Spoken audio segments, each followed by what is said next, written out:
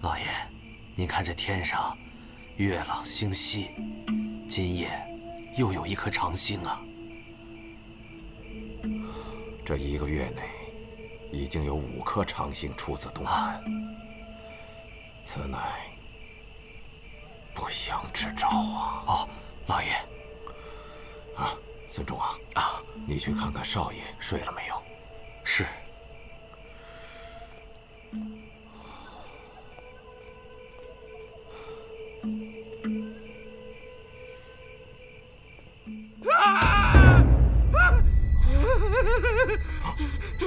老爷，公子呢？公子，公子，公子，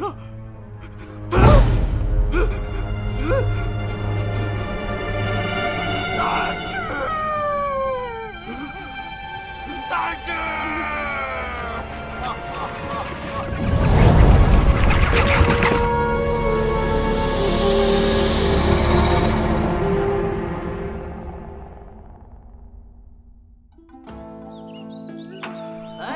知道吗？昨天晚上，陈家公子死了。哪个陈家？药商陈佑昌家。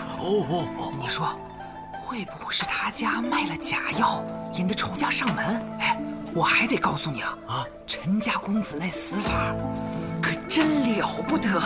那你可得快说，快说，怎么个了不得法啊？听人说呀，是他自己剖开肚子，死在房间里。哎，你等会儿，剖开肚子啊！哎，我看过一本书啊，是蓝宇笑笑生写的《熏怪录》啊，他那个第1篇写的跟你说的一模一样啊，你太神乎了那个。哎呀，吃饱喝足了吧？萨摩呢？慢走。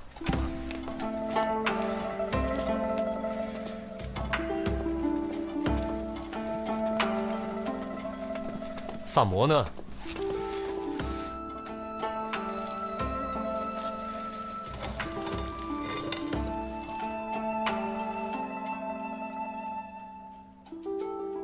三炮，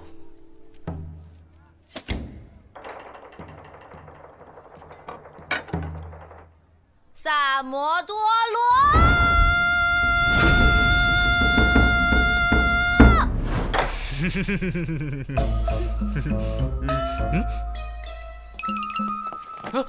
走吧。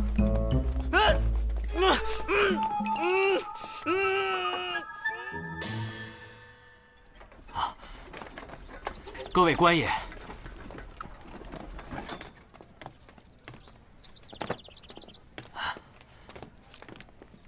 官爷请，请。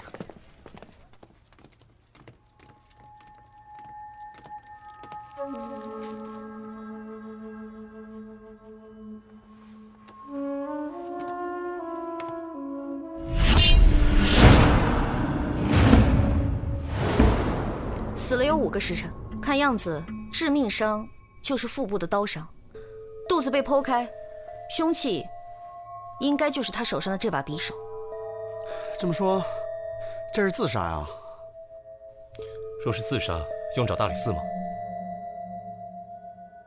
据陈友昌所说，死者昨日还说要去蜀地游历，怎么可能当晚就自尽？没错，尸体口张、眼睁、发结松散，他杀的可能性比较大。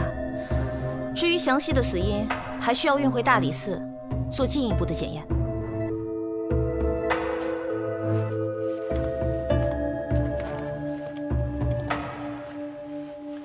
写的什么啊？长星横天，必有灾也。次日，书生手持利刃，剖腹死，盖灾星或人也。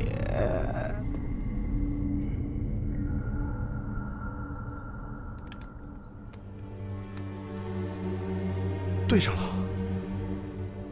对上了呀！对上了。死者死法跟书里一模一样。我早就听过这个蓝雨笑笑生血之怪，近起来颇有些名声。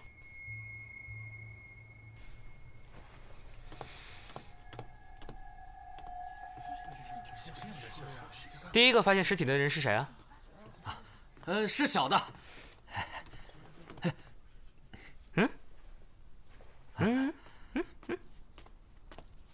回官爷，正是小的。昨天晚上是什么情况？昨夜，我家主人从外面赴宴回来，小的与主人回房歇息，只见一颗斗大的长星从东南划过。挑重点的说。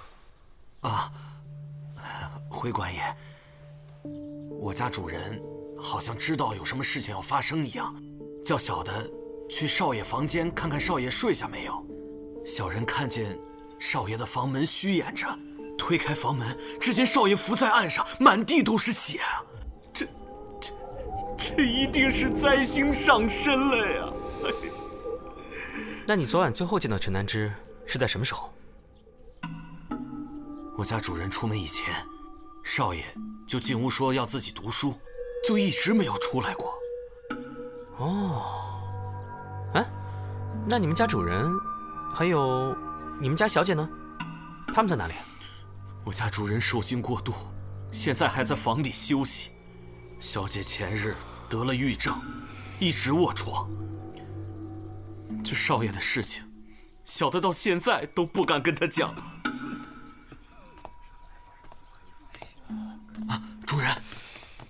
主人，官爷，千万要给小民做主啊！你们家公子平日有什么仇人没有？南之平日就不爱打理生意，交往的也都是些书生。要说仇人，最多也就是诗文上纷争罢了。我看陈南之桌上放了一册《凶怪录》，你之前可曾见他读过此书？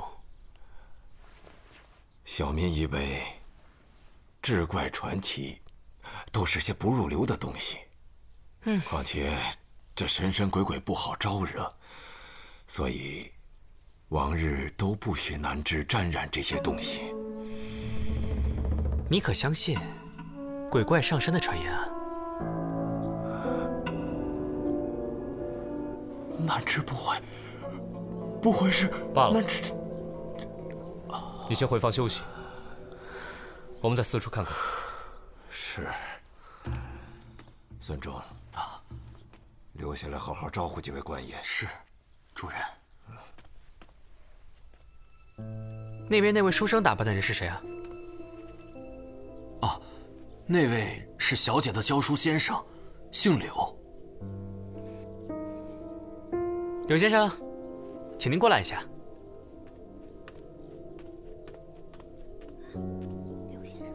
柳延怀见过官爷。这位先生年纪轻轻就做了教书先生，想必一定文采过人吧？官爷高抬，小人在家中种过秀才，只因家贫无缘在世，便留在长安做了教书先生。柳先生与少爷有过交情，是少爷力荐柳先生留在陈家的。哦。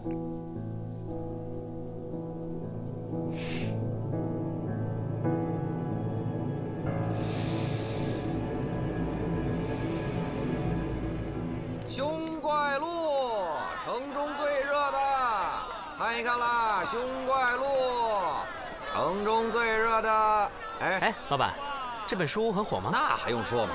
陈家公子一死，今儿早上卖了100多本了。哦，这个蓝雨笑笑生是何方神圣？这个蓝雨笑笑生可是个神人呐，笔法简洁锋利，故事曲折骇人，最重要的是没人知道他是谁。哎，我都说这么半天了，几位不来一本吗？既然有了，那再看看别的。这书哪里印的？扉页上写着无涯书局。走，到无涯书局玩玩去。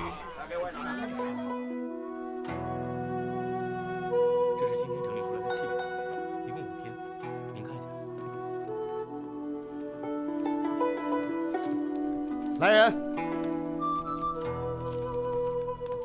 大理寺办案，把你们掌柜的叫出来。官爷，请稍等。几位官人有何贵干？你就是书局掌柜的？哦，不，小的只是一个管事。那你们掌柜的去哪了？掌柜的8年前去世了，将书局留给了邵掌柜。可邵掌柜天生爱玩，半年前出去游玩，一直没回来。现在书局由我来管事。可听说药商陈家公子之死？哦，有所耳闻。那你可知道，陈公子的死法和你书局印的《凶怪录》中一则志怪故事一模一样？小的明白几位官人的来意，只是书局只负责挑选和售书，蓝雨笑笑生与书局之间向来只是书信联系，从无当面往来，从无接触。官人们如果想接着查案，可以去风华楼问问，那几个写传奇和戏本的书生都爱在风华楼谈天切磋。小的这边忙不开，先行告退。三炮，萨摩呢？啊？不知道啊。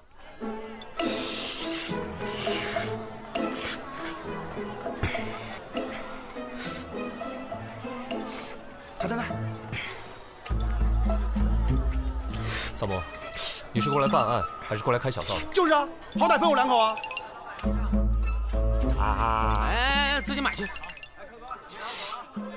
找才子切磋这种事情，你们俩去干不就行了？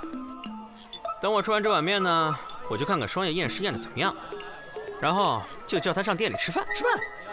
你这不是吃饭的吗？吃2顿不行？哼，撑死你啊！老板，再来碗牛杂。就你这饭量，皇上都养不起啊！哎，谢谢啊。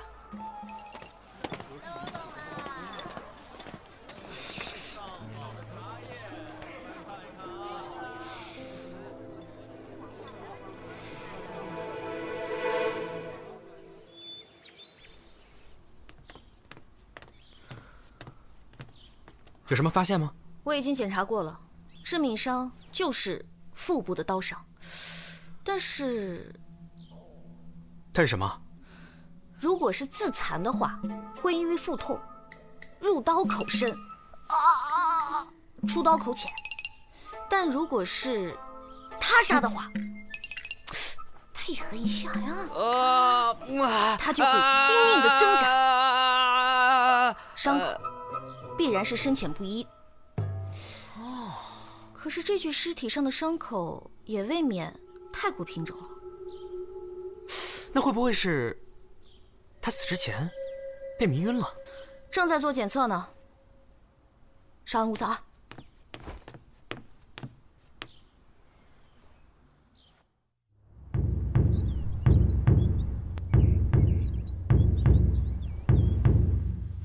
防火防盗，小心火烛。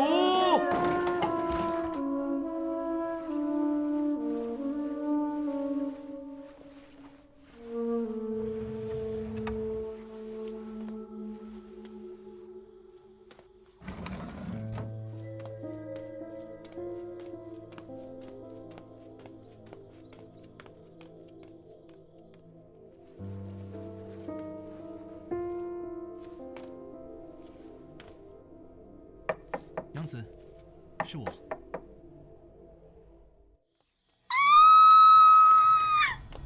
来人呐！出事了！快来人呐！出事了！闪开！闪开！闪开！哎呀，李少卿啊，您总算是来了，您快看看吧，来看看。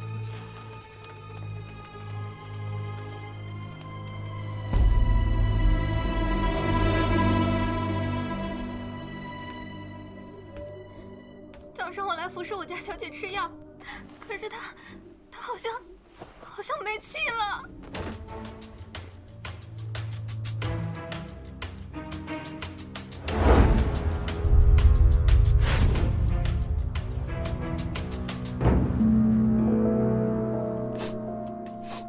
怎么这么香？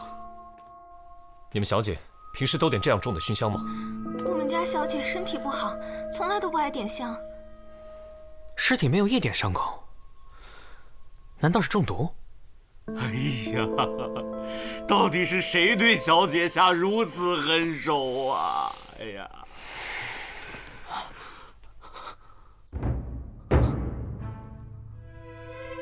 万子，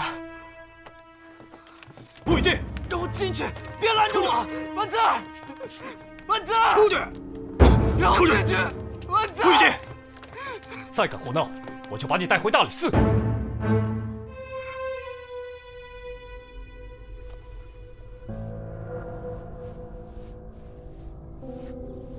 有女子夜难寐，行至院中，遇一男子俊朗有异香，情生随好合。每日4经，两人房中相会，长此以往，女子欲偏乏，终卧床死。盖狐仙摄魂也。狐仙摄魂，狐仙摄魂，你们听过没？啊，行了，你们在门口吵吵打扰大人办案。行，散了，走，真是，哎，大人，对不住。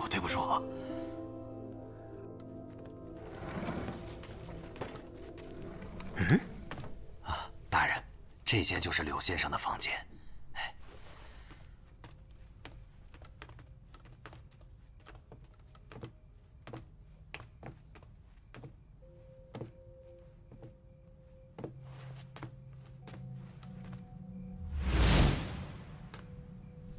怎么乱成这样？哪有读书人的样子？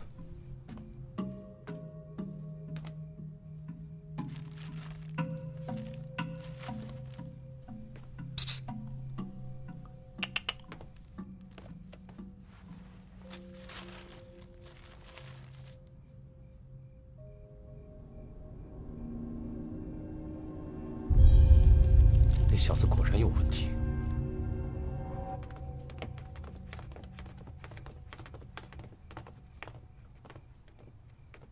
柳先生，麻烦你跟我们回趟大理寺。我们在你房间里找出了凶怪录的草稿，不管怎么说，你都脱不了干系。你们是怀疑小生是凶手了吗？柳先生，我们是不是应该叫你蓝雨笑笑生啊？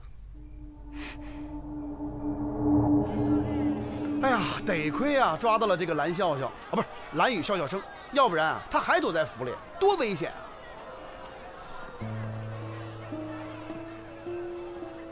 啊，这不愧是药商啊，这身上苦不拉几的。这凶怪录有好几10章，要是每章都这么死一个人，那长安城还不得血雨腥风啊？那个柳连怀带回大理寺，还在审一审。哎，还审啥呀？就是他。哎，怎么呢？走吧。哦。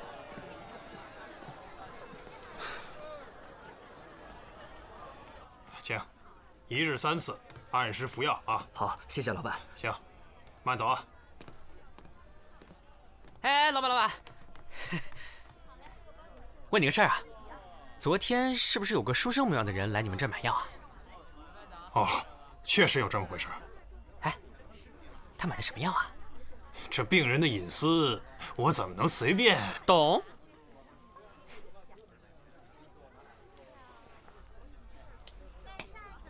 可以讲了吧？哎，不瞒你说呀，那个书生买的是……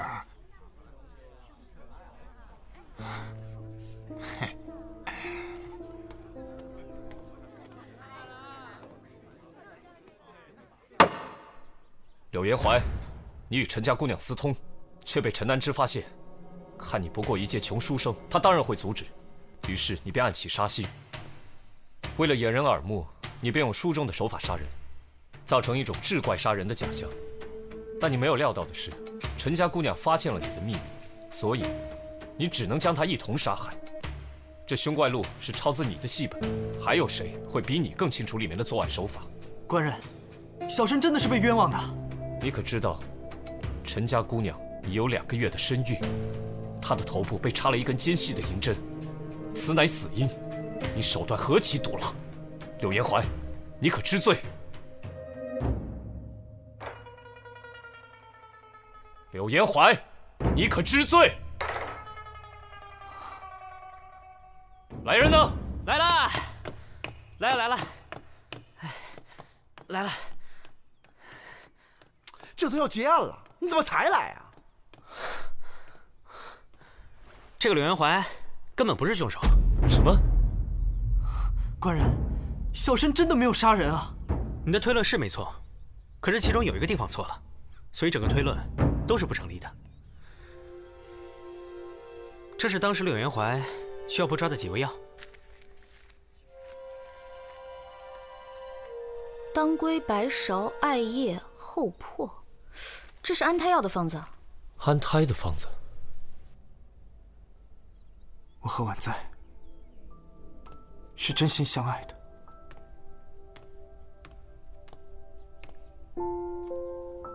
昨日我见你从张家药堂出来，就觉得好生奇怪。明明陈家就是最大的药商，何必要跑大老远到张家药堂去买药？婉在，他想让我买打胎药，可那毕竟是我们的孩子，我实在不忍心。那凶怪路是怎么回事？我原名柳延怀，1年前来到长安，化名柳叶刀。你说你是柳叶刀，那蓝雨笑笑生你可认识？陈南之，他就是原先的蓝雨笑笑生。他用我的戏本改成一篇志怪，一举成名。我自此封笔，他就再也写不出来了。于是，他在我回乡之前找到了我，给了我一笔钱，让我留在他家，为他做代笔。那你化名成蓝雨笑笑生，写的东西是怎么交给书局的？写完了，先给陈公子看一眼，没什么问题，就让孙管家送到书局去。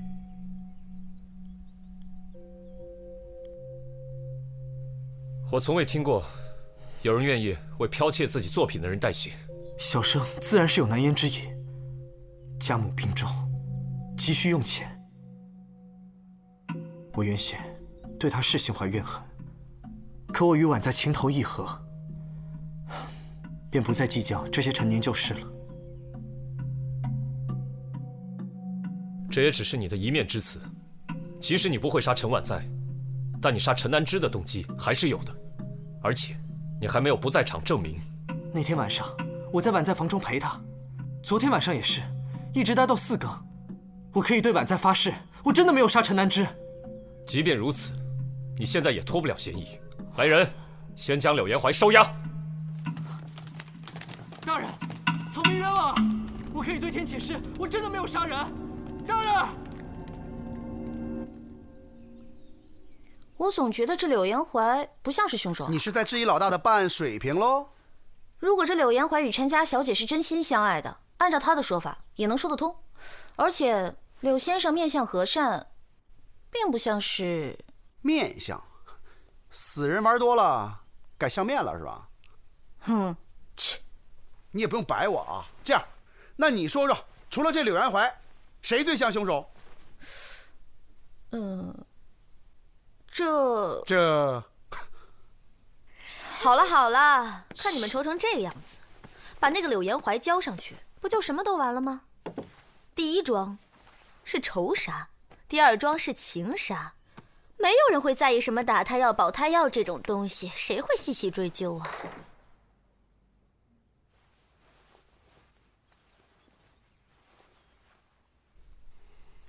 动机是什么呢？谁会希望这2个人都死呢？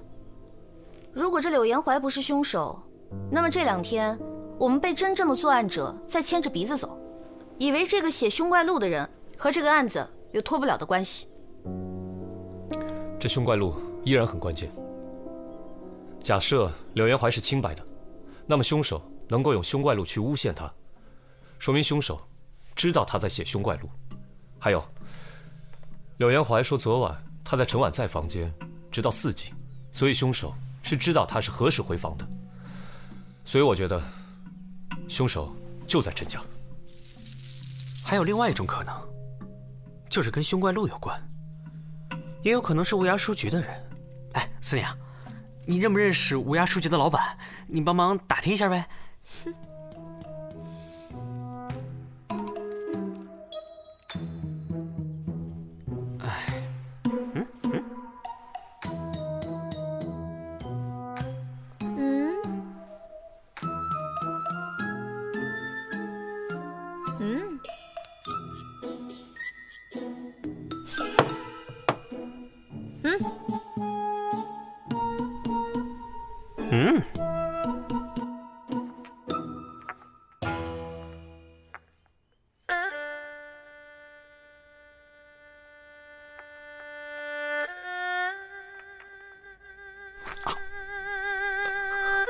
包在我身上。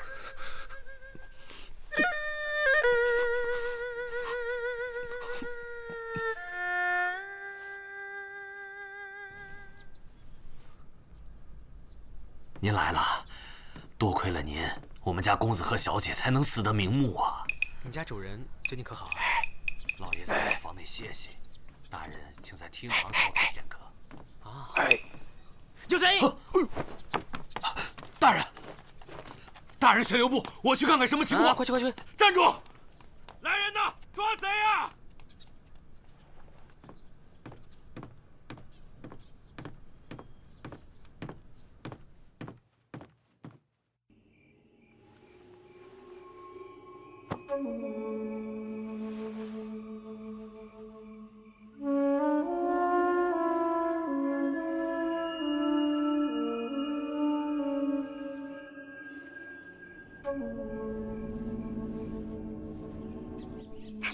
还是长安好啊，茶闻着都比别处的香。子苏来了。子苏，我前几日出长安帮内的办事去了，听说你们最近在查一个志怪杀人的案件，一回来就先来这儿了。来得正好，我们前2天查到的线索全都断了。我今天呢看到陈佑昌，他家里有一个那么大的灵芝，然后呢他还跪在蒲团上，对着大灵芝，嘴里面念念有词的，好像在祭奠什么似的。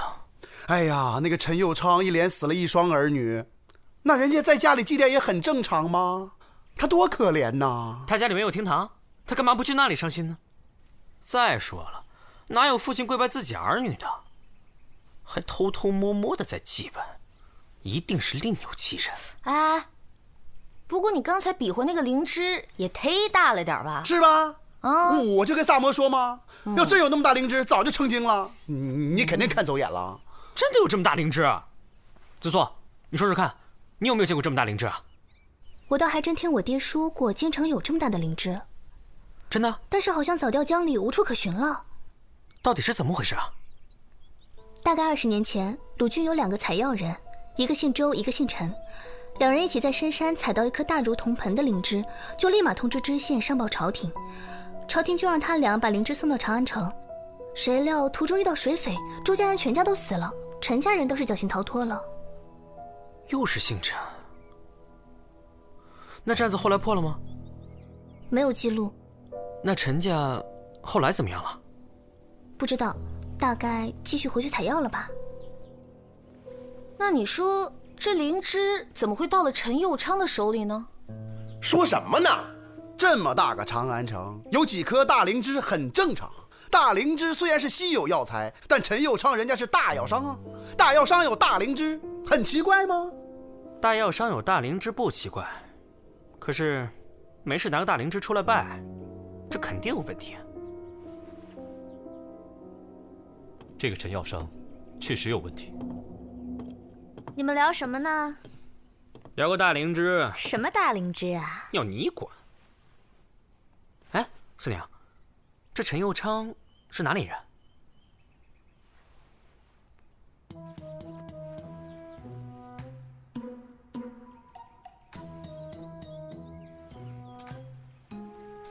鲁郡的。那他原来是做什么的？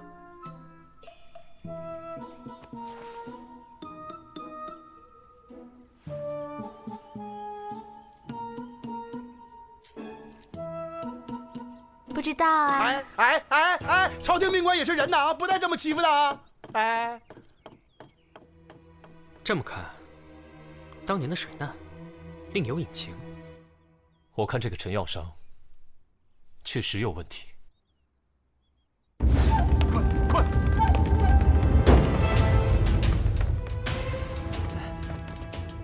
官爷请。干嘛呢？你俩门口守着。官爷，你家主人在哪儿？请跟我来。官爷，请你们一定要保护好我们家主人。放心吧，有我呢。啊，请。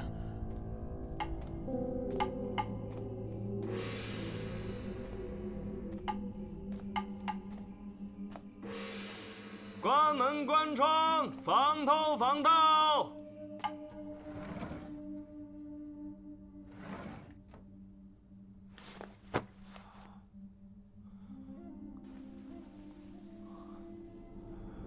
大仙在上，保佑子乔之远，脱胎转世，永登极乐。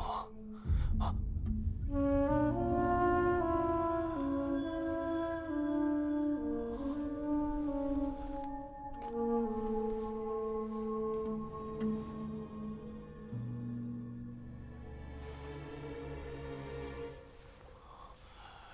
大仙在上，保佑子乔之远，脱胎转世，永登极乐。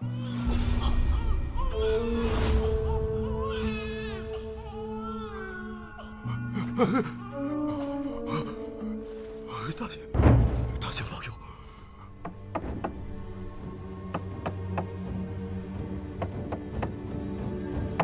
老爷，您没事吧？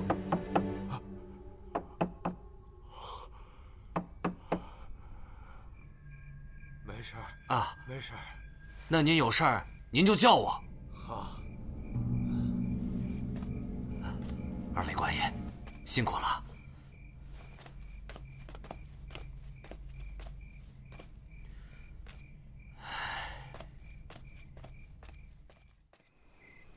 我查到一件事，这无涯书局的老掌柜曾经收养过一个姓周的男孩。周家？难道是被害周家的后人？单知道一个姓，并不能确定男孩的身份。你可知道他名字？他叫周之远。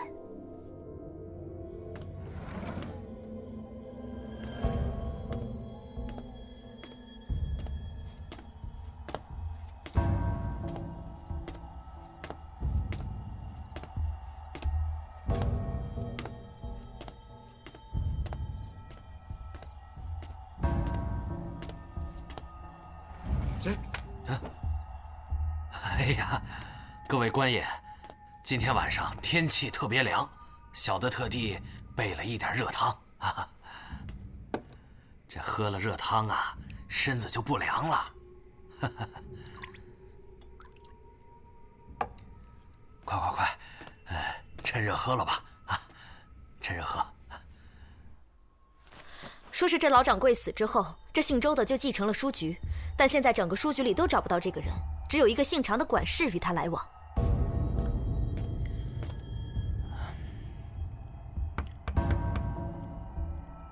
主人，是我来给您送鸡汤来了。进来吧。啊，是。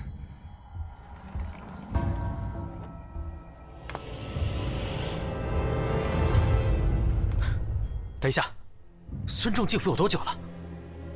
半年前。不好！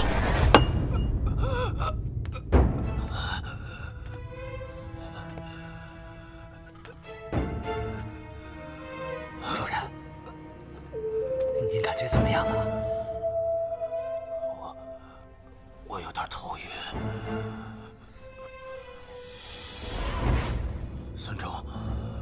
孙仲，你要干嘛？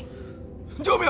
救命！不要再枉费口舌了，外面的人都已经被我解决掉了。孙仲，我扪心自问，我在府上对你不薄，你为什么要这样对我？陈有昌，我今天非得挖出你这颗黑心不可！原来是你！你为什么要灭我陈家满门？那你说，20年前，你为何要对我周家痛下毒手？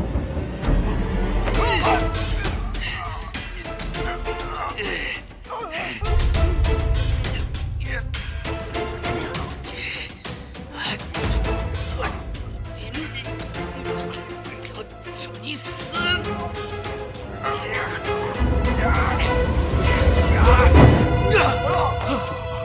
放开我！你们放开我！我今天要不杀了他，我就不姓周。志远，你怎么没死是吧？陈有昌，当年你为了灵芝，你设计杀害了我的全家。幸亏我的爹娘将我扔到江里，我才逃过一死。后来被我义父捡到，把我抚养成人。半年前，你那个臭儿子动了你的宝贝，盗了书局，想用它收买我。碰他那本狗屁不通的小说。常管事把灵芝拿出来，我就认出来了，他就是导致我家破人亡的东西。那时候我就在想，我报仇的机会来了，我也要让你尝一尝家破人亡的滋味，然后我再亲手把你杀了。这么说，你认罪了？这个姓陈的东西，他才是最大的罪人。够了！如今你们都命案在身，来人，把陈有昌抓起来。是。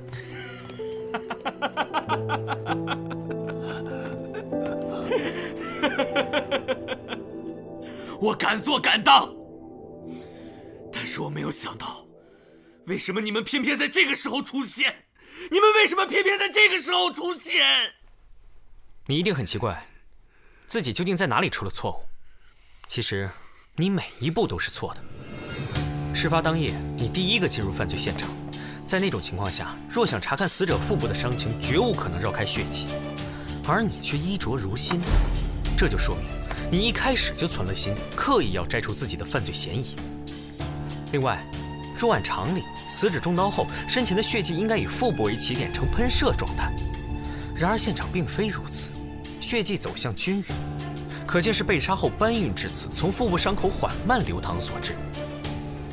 另，血迹喷溅在书稿上，而书桌上却一滴都没有，可见此处并非第一犯罪现场。显然，凶手试图把犯罪线索引向凶怪路。当我提及鬼神作案时，陈佑昌金管万状，而你的神情却略带自得，是以为我们入套了吗？柳元怀出现时，你第一时间向我提及他与陈南之的交集，迅速把犯罪线索引向了与你无冤无仇的无辜者。随后，陈婉在的死亡现场，尸体毫无伤痕，可能是他杀，也可能是暴毙。在仵作确定死因之前，又是你第一个跳出来说，到底是谁下的毒手？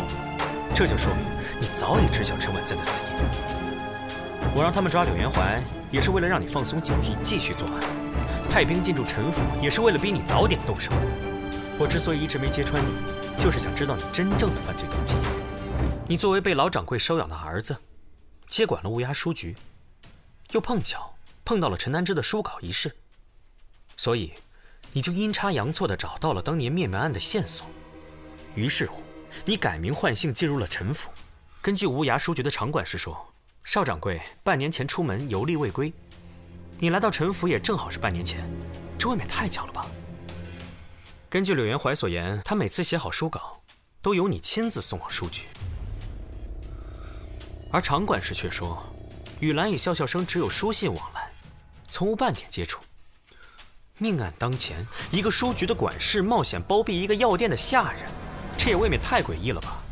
你为了复仇，竟然把无辜的柳元怀也卷进来，其心何毒，其罪当诛。带走。是。走。没想到被一个客栈的杂役给看破了，老天爷不开眼呐！哎，你知道吗？乌鸦书局出事了。我听说了，乌鸦书局的邵掌柜和药商陈佑昌被当街斩首。也真是天道循环，报应不爽啊！为了一颗灵芝，死了那么多人，这哪里是仙草啊，明明就是妖草。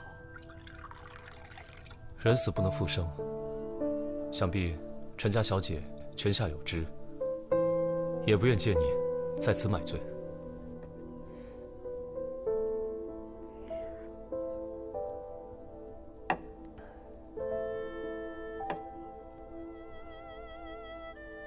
这些天陡生变故，我一时还没有回过神来。我给你在翰林院安排了职务，负责看管藏书阁，拿的钱可能比陈南之给你的少一些，但你可以看里面的藏书，我想对你的写作会有些帮助。真是要劳李大人费心了。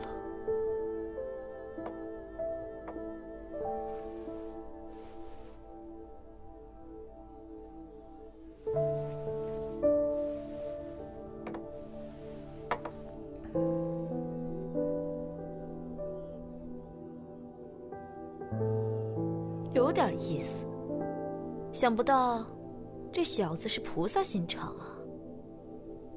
哟，看上了。有些人呢，只能远观，离得太近，小心把自个儿给烫了。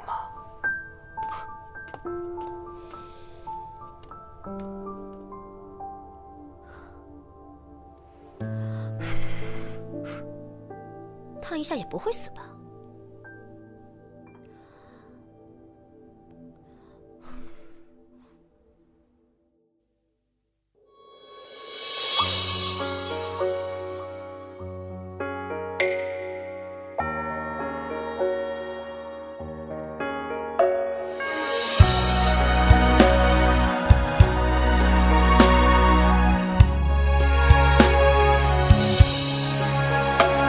繁星浩瀚，明月半弯，沉舟侧畔，夜雨声寒。过尽千帆，梦回长安，行至川靠岸。天涯路远，青春作伴，烟波流转，执手相看。弹剑作歌，听丝中唱完，肝肠寸断。